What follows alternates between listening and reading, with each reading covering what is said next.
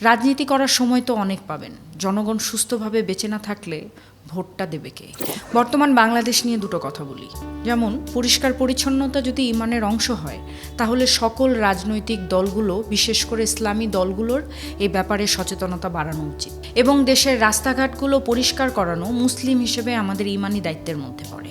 ধুলোবালি থেকে শহরের মানুষকে মুক্ত করাও প্রয়োজন এবং বিজ্ঞাপনের নামে পোস্টার লাগিয়ে যারা শহরের চেহারা খারাপ করছেন তাদের বিরুদ্ধে কথা বলাটাও খুব বেশি জরুরি।